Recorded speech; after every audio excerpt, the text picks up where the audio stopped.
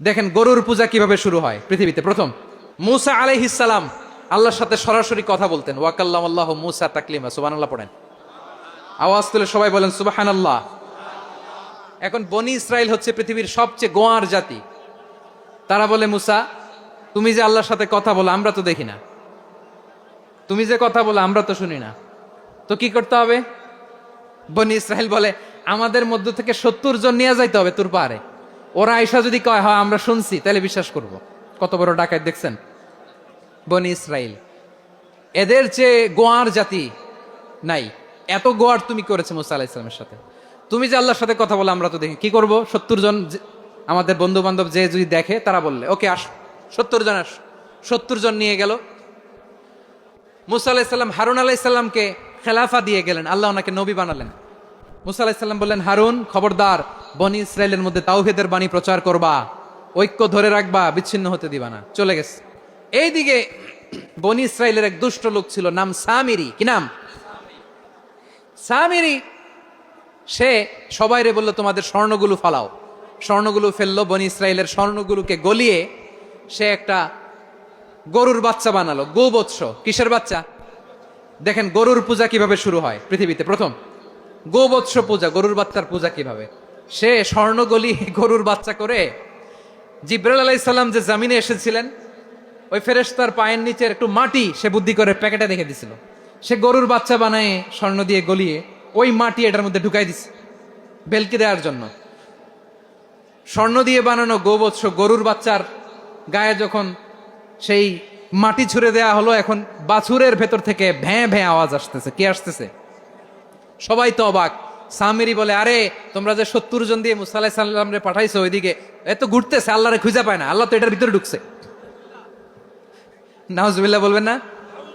তোমরা যে 70 জন দিয়ে পাঠাইলা, 70 জন নিয়ে মুসা আলাইহিস সালাম খালি ঘুরতেছে, আল্লাহরে পায় না। পাবে কেমনে? আল্লাহ তো, নাউজুবিল্লাহ, এটার ভিতরে সেজদা দাও। এই সেজদা দিয়ে গেল। আল্লাহর নবী হারুন আলাইহিস সালাম বললেন, খবরদার, এটা সুস্পষ্ট শিরক। আল্লাহ সব গুনাহ মাফ করে, শিরকের গুনাহ মাফ করে না, খবরদার তোমরা থামো। কে শোনে কার কথা? এই যে যেমন এখন আপনারা আমার কথা শুনতেছেন না? শুনতেছেন? হারুন আলাইহিস সালাম বললেন, খবরদার, এই শিরকি কাজে তোমরা সংযুক্ত হয়ো না। তোমাদেরকে কি মনে নাই আমার ভাই মুসা আলাইহিস সালাম কি বলছে? আল্লাহ শিরক মাফ করে না, খবরদার শিরক করো না, আল্লাহরে ভয় করো। হারুন আলাইহিস সালাম তাদেরকে বুঝালেন, শিরক করো না, আল্লাহরে ভয় করো। শুধু এতটুকুই তিনি বুঝালেন, দাওয়াতি কাজ পালন করলেন, কিন্তু প্রতিরোধ করেন নাই, সশস্ত্র সংগ্রামে লিপ্ত হন নাই, বাধা দেন নাই। কারণ গৃহযুদ্ধ বেঁধে যেতে পারে। উনি ভাবলেন, আমি যদি আমার বাহিনী নিয়ে দাওয়াত দেওয়ার সাথে সাথে প্রতিরোধ করি, আক্রমণ করি, ওরাও আমারে আক্রমণ করবে, ব্লাডশিড হবে, রক্তপাত। এমন অবস্থা হবে বনি ইসরায়েলের মধ্যে, যেটা হয়তো আমার ভাই মুসাও কন্ট্রোল করতে পারবে না। সুবহানাল্লাহ কইবেন না? এক একজন নবীকে আল্লাহ তাআলা কি ইন্টেলেক্ট দিয়ে পাঠিয়েছেন। তিনি ভাবলেন, আমি দাওয়াতি কাজটাই করি, এটা যে হারাম এটা থেকে শুধু বারণ করি, কিন্তু প্রতিরোধ না করি। আমি যদি ঐক্য ধরে রাখতে পারি, বাকিটা আমার ভাই সামলে নেবে। সুবহানাল্লাহ। হারুন আলাইহিস সালাম প্রতিরোধ করলেন না। বনি ইসরায়েলের মধ্যে গৃহযুদ্ধ বেঁধে যাওয়ার আশঙ্কায় প্রতিরোধ করলেন না, আক্রমণ করলেন না, শুধু দাওয়াত দিলেন। ইন দা মিন টাইম মুসা আলাইহিস সালাম আল্লাহর সাথে কথা বলে যখন ফিরে আসলেন, দেখলেন বনি ইসরায়েলের অধিকাংশ লোক মুশরিক হয়ে গেছে। মুশরিক হয়ে গেছে। মুসা আলাইহিস সালাম রেগে গেলেন। রেগে প্রথমে বনি ইসরায়েলদেরকে অ্যাটাক না করে ভাইয়ের দাড়ি ধরলেন। হারুন আলাইহিস সালামের দাড়ি আর চুল। মেজাজি নবী ছিলেন। হারুন, তুমি কি করলা? তোমার কি দায়িত্ব দিয়ে গেলাম, তুমি কি করলা? তুমি থাকতে বনি ইসরায়েল কেমন করে শিরকের কাজে নিমজ্জিত হয়ে যায়? সাইয়েদনা হারুন আলাইহিস সালাম বললেন, ইন্নী, কোরআন সাক্ষী, কোরআন থেকে কোট করছি, ইন্নী خشيت أن تقول فرقت بين بني إسرائيل ولم ترقب قولي। ও আমার ভাই, আমার দাড়ি ধরবেন না, আমার মারবেন না। আমি ভয় করেছি, আমি ভয় পেয়েছি, না জানি আপনি বলেন তুমি কেন খশিতু আন তাকুলা ফাররাকতা বাইনা বানি ইসরাইল। আপনি এসে আমারে যদি বলেন তুমি কেন ঐক্য ধরে রাখলে না, কেন মারামারি হলো, কেন রক্তপাত হলো, তোমার কি এই দায়িত্ব আমি দিয়ে দিয়েছিলাম? আমার কথার দিকে কি তুমি ভ্রুক্ষেপ করো নাই? আমি যে বলছি তাওহীদের বাণী প্রচার করবা আর ঐক্য ধরে রাখবা, আমার কথা কি শোনো নাই? আপনি আমারে ধমকাবেন, এই জন্য আমি প্রতিরোধ করি নাই, আক্রমণ করি নাই, গৃহযুদ্ধ আটকানোর জন্য, কিন্তু আমি দাওয়াত দিয়েছি। সুবহানাল্লাহ পড়েন। ঐক্য ধরে রেখেছেন। মুসা আলাইহিস সালাম মুহূর্তেই সামিরীকে আক্রমণ করলেন, অ্যাটাক করলেন, শাস্তি দিলেন। মুহূর্তেই ওই গোবৎস গরুর বাছুরকে ভেঙে চুড়ে মেসাকার করে সাগরের মধ্যে ভাসিয়ে দিলেন। পুরো বনি ইসরায়েলকে আবার তাওহীদের উপর প্রতিষ্ঠিত করলেন। পড়েন সুবহানাল্লাহ। এই ঘটনা থেকে শিক্ষা কি? শিক্ষা হচ্ছে আপনি শিরকের আড্ডাখানা দেখলেও বৃহৎ স্বার্থে তাওহীদের দাওয়াত দিবেন, প্রয়োজনে আপনি ঐক্য নষ্ট করবেন না। সুবহানাল্লাহ পড়বেন না? তাহলে ঐক্যের গুরুত্ব বেশি না কম বলেন? আওয়াজ করে বলেন। ওয়াতাসিমু বিহাবলিল্লাহি জামিআ, আল্লাহর রশিকে আঁকড়ে ধরো। ওয়ালা তাফাররাকু, তোমরা বিচ্ছিন্ন হয়ো না। পেকুয়ার ভাইরা আওয়াজ করে বলেন তো আদেশটা কার?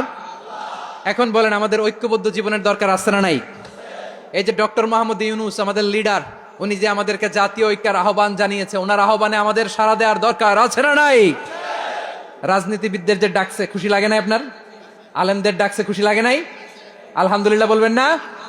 আলহামদুলিল্লাহ, সবাইকে ডেকেছে, ঐক্যবদ্ধ করেছে। আমরা ঐক্যবদ্ধ থাকতে চাই, আমরা ঐক্যবদ্ধ জীবন চাই, আমরা আর কাদা ছড়াছড়ি করতে চাই না। রাজি আছেন সবাই? এখন আমরা যদি ঐক্য নষ্ট করি আমাদের কি কি সমস্যা, কি ক্ষতি, কি কুফল? অনৈক্যের কুফল কি?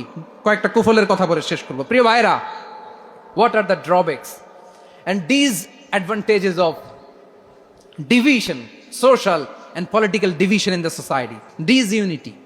আমরা যদি বিচ্ছিন্ন হই, একে অপরের যদি মারামারি করি, একজন যদি আরেকজনের কাফের ফতুয়া দেয়, আমাদের কি ক্ষতি? শুনবেন? কথা কয় না, শুনবেন? এক নাম্বার ক্ষতি হচ্ছে আমরা যদি বিচ্ছিন্ন হই আমাদের শক্তি কমে যাবে, আমাদের পাওয়ার আমরা হারাবো। আমাদের কি হারাবো? পাওয়ার। মনে রাখবেন, যখন আমি একা থাকি তখন আমি ব্যক্তি, যখন আমরা সবাই মিলি তখন আমরা শক্তি। যদি পরিস্থিতি কখনো এমনও হয় শিরকের আড্ডাখানা, আপনি ঐক্য প্রতিষ্ঠার জন্য, ঐক্য রক্ষার জন্য তাও শুধু তাওহীদের দাওয়াত দিবেন, ওইখানে আক্রমণ করবেন না। এটা কোরআনের নীতি। কথা বুঝতে পেরেছেন? সামনে শিরকের কি? কথা কয় না, শিরকের কি? আড্ডাখানা, আখড়া। কিন্তু ঐক্য বজায় রাখার জন্য, গৃহযুদ্ধ এড়ানোর জন্য আপনি শুধু এটা যে শিরক, এটা হারাম, এটা থেকে তোমরা বেঁচে থাকো, শুধু দাওয়াত দিবেন, আপনি আক্রমণ করবেন না। এটা কোরআনের বিধান। সুবহানাল্লাহ কইবেন না? তো এই চমৎকার ঘটনাগুলো আপনারা শোনাইতে পারবো এরকম বিশৃঙ্খলা করলে? সুবহান